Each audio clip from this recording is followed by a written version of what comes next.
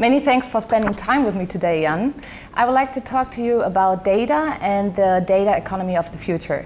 So we all know that nowadays many companies collect their data via cookies. And so cookies serve as main identifier for companies.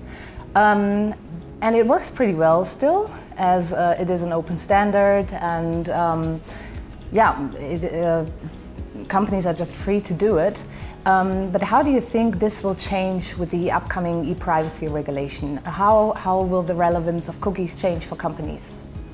Yeah, cookies are already facing a tough life today. So you have, on the one hand, you have multi-device usage. So people who use a smartphone during the day and a normal PC in the evening, you can't track them through cookies because they change the device. Secondly, you have ad blockers. Ad blockers block cookies too. So about 25% of your traffic will be blocked by ad blockers, and that blocks 25% of your cookies away as well.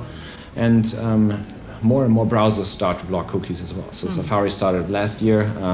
Firefox is threatening to do the same thing.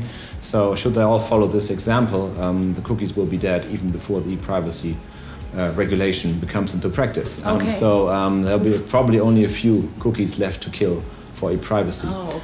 So that will force more and more companies to switch away from cookies to other standards of user identification and of data storage. Okay. Do you think actually the cookie area is then like over in 2018? So is it 1995 to 2018 or 2019 really? I think it's already half over. So if you look at your statistics, you probably will notice that almost 50% of your traffic is not trackable through cookies because they're either blocked by cookie blockers, browsers, or people come with a fresh browser because they erased all the cookies. So if you count that together, roughly 50% of the traffic is already untrackable through cookies today. Oh wow, okay. And you're also, besides being the managing director of United Internet Media, you're also the chairman of the European netID Foundation. So what's the main idea behind the foundation, and what was your, what was the point where you thought, okay, I need to be part of this, I need to create such a foundation? The main idea of the European netID Foundation was to give people a standard how to use logins across platforms. So if we all would be facing the challenge that we have to log in to each and every platform, each and every service that we're using, so people won't be able to remember 20 plus username password combinations. So the users will need some kind of single sign-on service for them. Right now there are only two services available. One is Facebook, one is Google.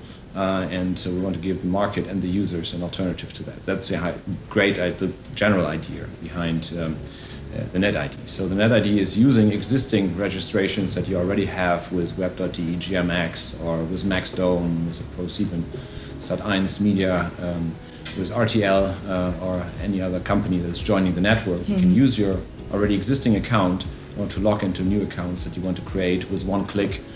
So the user can decide where he wants to put his credentials and then can transfer his credentials from one service to the other. And that's the whole idea behind the netID. Okay. So in my case, that would really be an advantage because I don't remember all of my passwords and I'm using a lot of apps and stuff.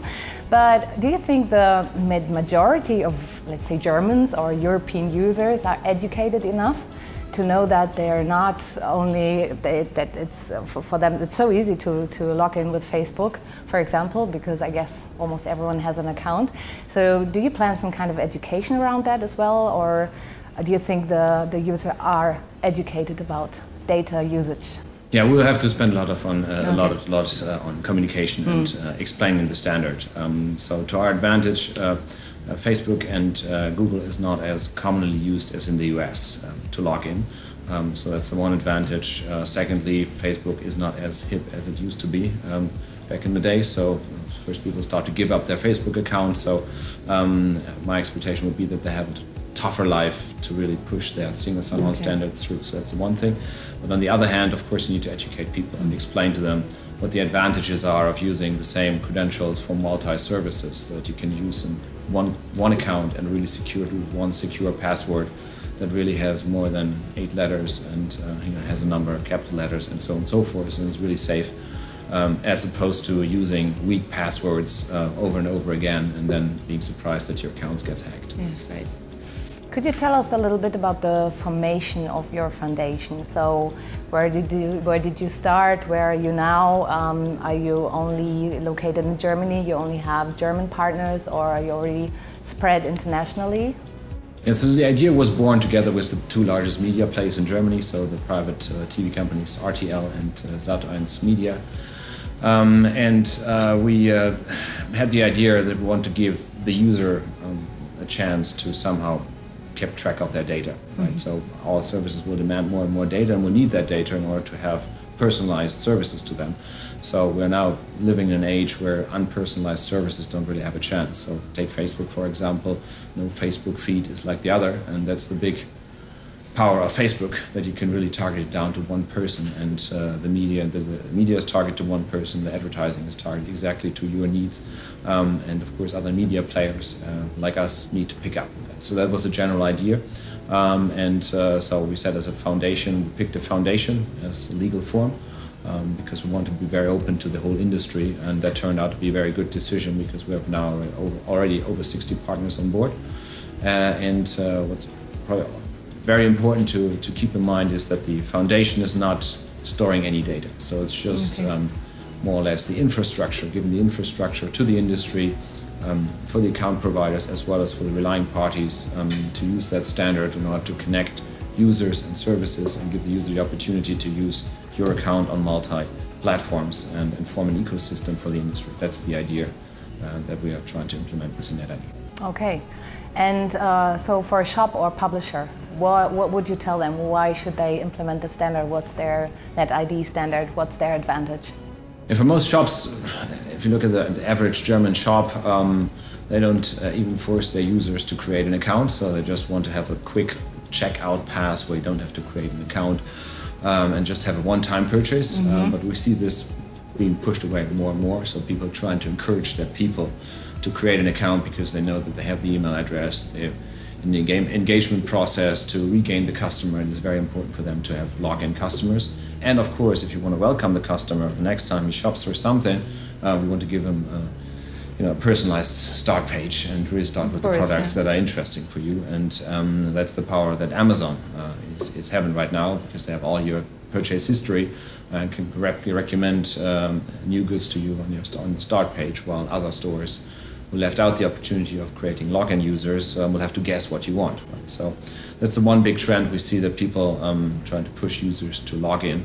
When you create logins, you'll be facing two challenges. A login is a hassle, so you need to set up a new username, you need to create a password, so if you have different regulations, safe password rules, standard passwords of the user might not apply, so that's a hurdle that get most people to cut off in the process. So then if you offer Facebook or Google as a shop, you know that you share the data with them. And Google's and Facebook are of course using the data you're giving to that platform in order to sell it to your competitor. So if you want to avoid this, you want to give your user the advantage, the convenience of a single sign-on standard, and you want to keep track and hold of your own data and remain independent, netID is your only solution that you have right now. Okay. And no login, according to your logic, no data, right? So taking away the hassle of the login is making it easier to get the data. You'll be living without data, and living without data also means that you have no personalization, you have no targeting, you'll be much weaker in regaining your customers, so your customer lifetime value is much lower than a competitor who has the full data set and has the opportunity to stay in touch with the customer. And thirdly, all discussions we're seeing and innovations on artificial intelligence, of course, is requiring data. So without data, there's no intelligence. Yeah. Okay.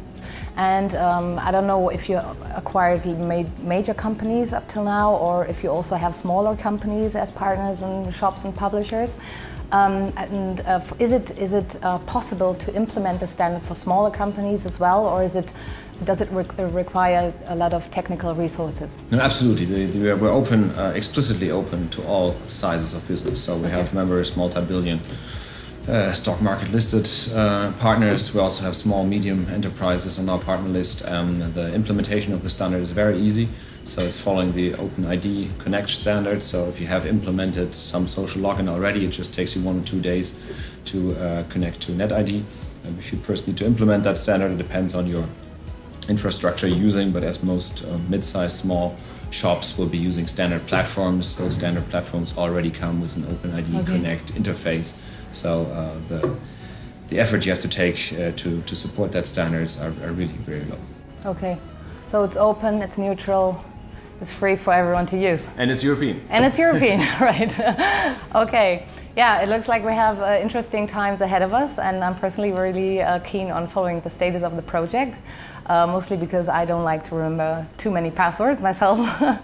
And many thanks for sharing your view on data and the data economy of the future, Jan. Thank you very much.